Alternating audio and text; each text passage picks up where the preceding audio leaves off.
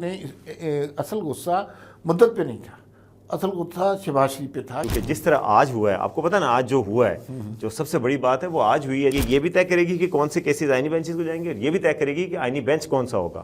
لیکن یہ کہنا زیادہ مناسب ہوگا کہ حکومت کی جو جینون مخالفت تھی نا وہ ختم ہو گئی ہے. اور مخالفت کی کوئی وجہ بھی نہیں ہے. ہاں انہوں نے کسی کو کبھی نہ تو کی نہیں، پہلے سلوٹ کیا ہے.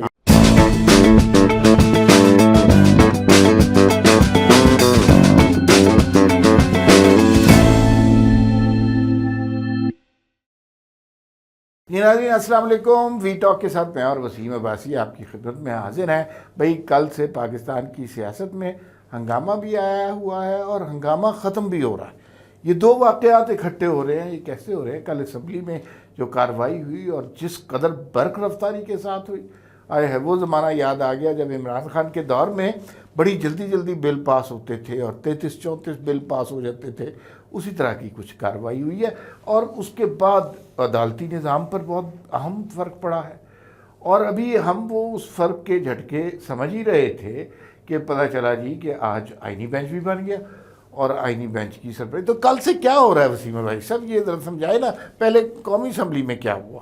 کل قومی اسمبلی میں جی آرمی چیف کی 5 سالہ میعاد کا بل پاس ہو گیا اور سینٹ سے بھی پاس ہو گیا، اور صدر مملکت جو قائم مقام تھے انہوں نے پاس کر دیا. پی ٹی آئی نے احتجاج کیا. اصل میں احتجاج مدت جو ہے وہ 3 سے 5 سال کر دی گئی. اس دوران پی ٹی آئی کی طرف سے شدید احتجاج ہوا. احتجاج کی وجہ مجھے یہ سمجھ آتی ہے کہ وہ نے اصل غصہ مدت پہ نہیں تھا، اصل غصہ شہباز شریف پہ تھا کہ یہ کام ہم نے کرنا تھا، شہباز شریف نے کر دیا.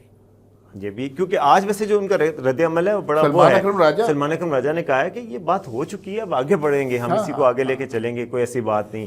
پھر اس کے علاوہ ججز کی ججز کی تعداد بڑھانے کے حوالے سے بھی بات ہوئی، ہائی کورٹس میں بھی، سپریم کورٹ میں. اس سے کیا فرق پڑے گا؟ اچھا مطلب سپریم کورٹ میں کتنے ہو گئے اب؟ 34 اور ہائی کورٹ میں بھی 6 ججز شاید بڑھائے جا رہے ہیں. 12 ہو گئے نا. اچھا اس سے کیا فرق پڑے گا؟ لوگوں کو یہ سمجھائے نا. اس سے سر ویسے ججز کی تعداد بڑھانا تو اچھی بات ہے میرے خیال میں، اس میں تو کوئی مسئلہ ہی نہیں ہے. تو اس میں یہ ہے کہ ججز کی تعداد بڑھنے سے یہ ہوگا جو کیسز ہیں پینڈنگ، ہزاروں کی تعداد میں کیسز پینڈنگ ہیں، وہ جلدی سے ان کا ٹرائل ہو سکے گا. اب آپ دیکھیں کہ سپریم کورٹ میں کوئی 60,000 سے زائد کیسز پینڈنگ ہیں جو خود قاضی فائز صاحب کہہ کے گئے. تو جو پاکستان کی عدلیہ کا نمبر تھا نا رینکنگ میں 140، اب وہ اس کی وجہ سے یہ ہے کہ جلدی ٹرائل ہو جائے. کیا حال نکالا جائے؟ اور یعنی کہ ججز بھی یہی ہیں، کیسز بھی یہی ہیں، اور کب سے پینڈنگ چلے آ رہے ہیں. جب بھی ان کو کہا جاتا ہے تو کہتے ہیں یار تعداد کم ہے، ہم کیا کریں. لیکن وہ جو لوگ کہہ رہے ہیں حکومت نے اپنے فائدے کے لیے کیا، اچھا سمجھائیں تو صحیح نا، حکومت کو کیا فائدہ ہوا ججز کی تعداد بڑھنے کا؟ دیکھیں دوسری طرف حکومت کو ایک یہ فائدہ ہے کہ جی جو بار کونسل اور جو احتجاج کرنے والے وکلا اور یہ وہ سب چپ، اس لیے ان سے جو کوئی احتجاج کا خطرہ ہے وہ ختم ہو گیا ہے. کیونکہ یہ ججز کہاں سے آئیں گے؟ یہ ججز مختلف بار کونسلز کی ریکمنڈیشن سے ہی آئیں گے، پہلی بات. دوسری بات یہ ہے کہ سپریم کورٹ میں اگر حکومت کو کوئی تنگ ہوتا تھا کسی عدلیہ کے کچھ عناصر سے، تو اب جو عناصر آئیں گے وہ ان سے تنگ نہیں ہوں گے، کیونکہ وہ چھان پھٹک کے پارلیمانی کمیٹی کرے گی. اب تو اس کا طریقہ کار بھی بدل گیا ہے نا ججز کی تعیناتی کا. تو گورنمنٹ یعنی کہ وہ جو ججز لائے گی ان سے تنگ نہیں ہوا کرے گی. بظاہر وہ ان کا خیال ہوگا کہ ہائی کورٹ کے بارے میں لوگ کہہ رہے ہیں کہ یہ تو حکومت کو فائدہ دے ہی دے رہا ہے، کیونکہ اگر کوئی آپ کی پسند کا مقدمہ کسی پسندیدہ جج کے پاس نہ لگا یا کچھ غلط فیصلے کی امید ہوئی تو پھر آپ وہ جج بدل دیں گے. ایسا ہو سکتا؟ یہی بات ہے. وہاں پہ بھی آئینی بینچز بن رہے ہیں نا، تو اس میں بھی وہ آئینی بینچز میں لگیں گے، اور آئینی بینچز میں وہی جج لگیں گے جو گورنمنٹ چاہے گی. کیونکہ جس طرح آج ہوا ہے، آپ کو پتہ نا آج جو ہوا ہے، جو سب سے بڑی بات ہے وہ آج ہوئی ہے. جس طرح کہ آئینی بینچ بن گیا ہے، جیسے امین الدین اس کے سربراہ بنے، تو اب حکومت کے لیے سطح خیراں ہیں یہاں پہ. اب تو حکومت، کیونکہ یہ حکومت کی مرضی سے بنے، جو حکومتی ووٹ تھے وہ سارے ان کے حق میں پڑے ہیں. ابھی آپ دیکھیں چیف جسٹس یحییٰ آفریدی، جسٹس منیب اختر، جسٹس منصور، شبلی فراز اور عمر ایوب، ان سب کے ووٹ ایک طرف تھے. باقی 7 جو حکومت کے 5 ارکان تھے ان کے ووٹ ایک طرف تھے.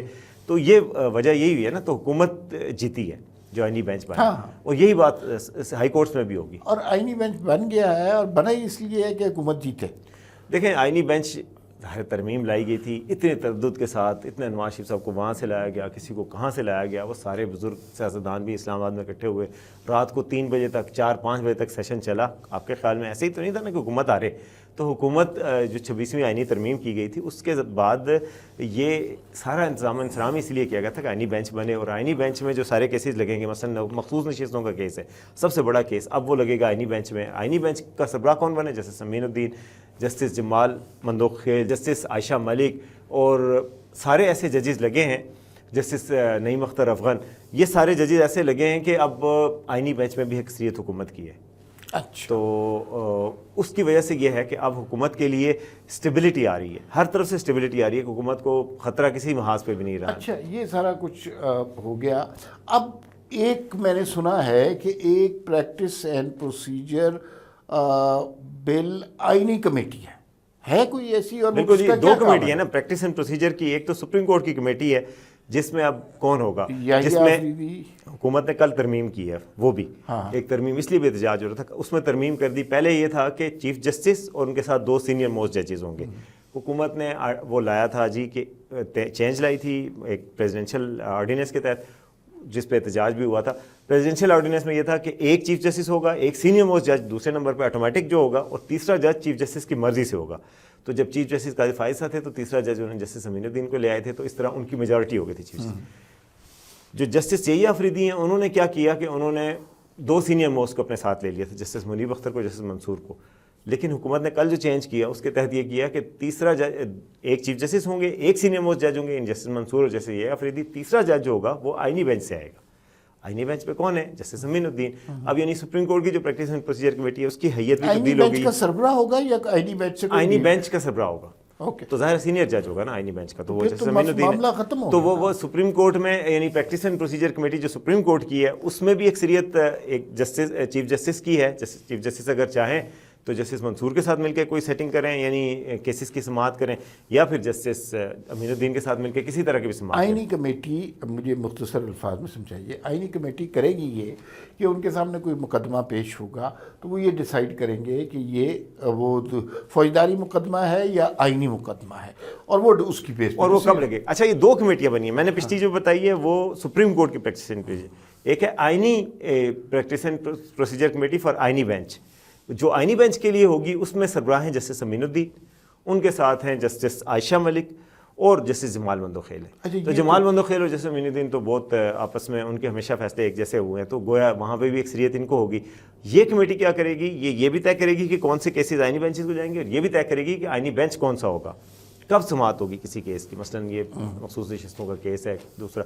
تو گویا جو ابھی انتظام سامنے آیا نا، جو آج خبریں سامنے آئی ہیں اور کل سامنے آئی تھی، اس سے شہباز حکومت کے لیے بالکل ٹھنڈی ہوائیں چل پڑی ہیں. شہباز حکومت کے لیے کوئی خطرے کی گھنٹی اب نہیں رہی. بظاہر جو بظاہر ہوتی، کئی دفعہ آپ کو ہوتا ہے بظاہر بہت اچھا لگ رہا ہوتا ہے. جیسے عمران خان صاحب نے جب ایکسٹینشن دی تھی تو بظاہر عمران خان صاحب کے 10 سالہ منصوبہ شروع ہو گیا تھا، لیکن ہوا کیا؟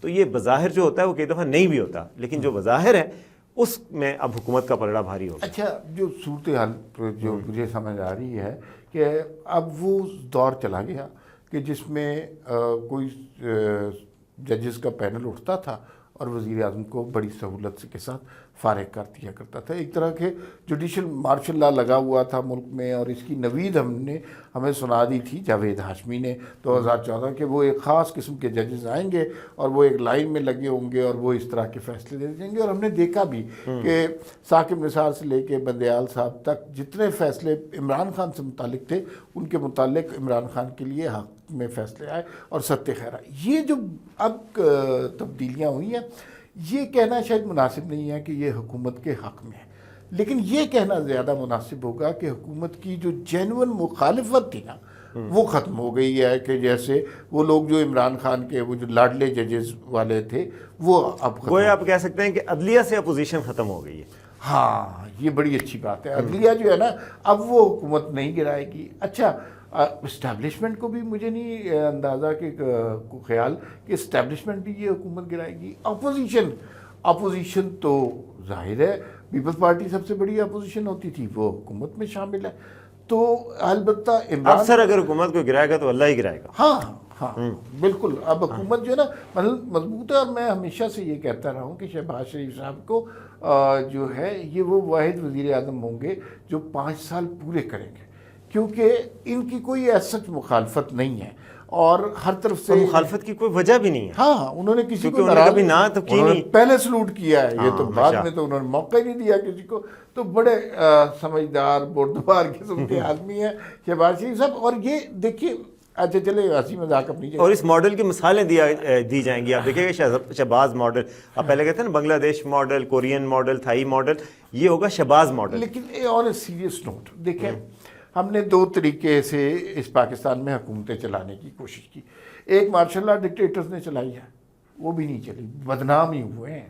ایک جمہوری سو کالڈ جمہوری حکومتیں چلانے کی کوشش کی, وہ بھی نہیں چلی. تو پھر اس سے بات یہ نکلتی ہے کہ ہم نے اس ملک میں 2 طرح کی حکومتیں دیکھی ہیں, یا ڈکٹیٹرشپس دیکھی ہیں یا سویلین حکومت دیکھی ہیں. دونوں نہیں چلے اور ان کے ساتھ ملک بھی نہیں چلا. تو ہمیشہ ایک کانفلکٹ دیکھا ہم نے سول ملٹری ریلیشن شپ میں. پہلی دفعہ ایسا ہے کہ سول ملٹری ریلیشن شپ بہت اچھا جا رہا ہے, ڈیموکریسی بھی ترقی کر رہی ہے, ملک بھی ترقی کر رہا ہے, اکانومی بھی ترقی کر رہی ہے. یہ سسٹم لمبے عرصے کے لیے چلے گا. فی الوقت اتنا ہی, پھر ملاقات ہوگی. اللہ حافظ.